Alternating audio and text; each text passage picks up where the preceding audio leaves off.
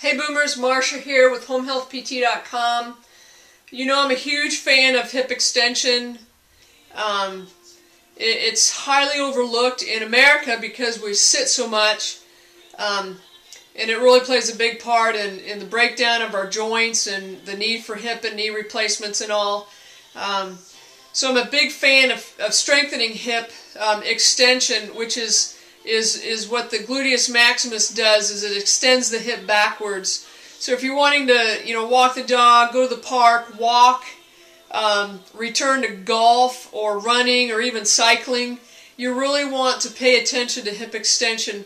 It's hard to focus on hip extension in hospitals simply because most people are just too sick and too acute, and this exercise is somewhat maybe intermediate to advanced.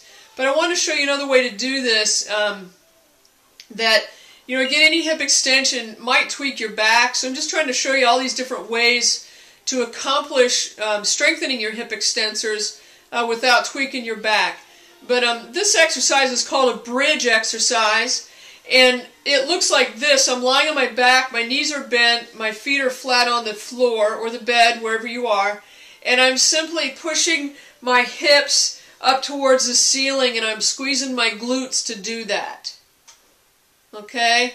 So again, I'm just coming up as high as I can to accomplish that goal. If you want to hold it up there, that would be fine. That would be an isometric. Once you get up there and you're still squeezing your glute muscles, it would be an isometric contraction, and that's good.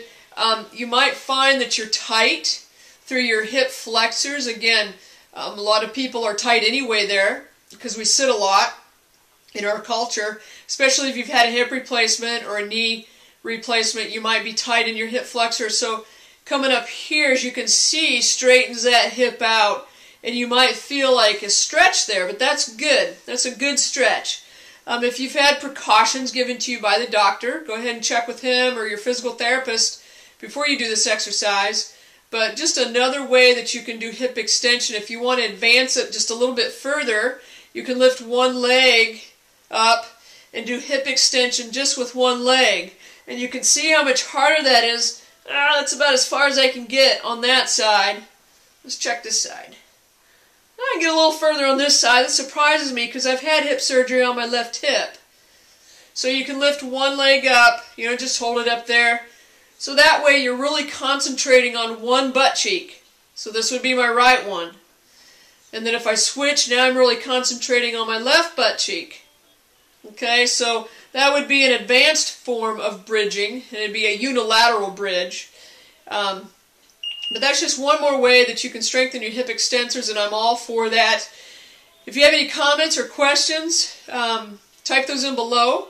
Go to homehealthpt.com and like us. We're going through a little bit of a remodel now, but sign up for a newsletter if you'd like, and we'll send you a freebie or two. Then we'll keep you posted on all the updates. So until the next video, this is Marsha signing off for homehealthpt.com.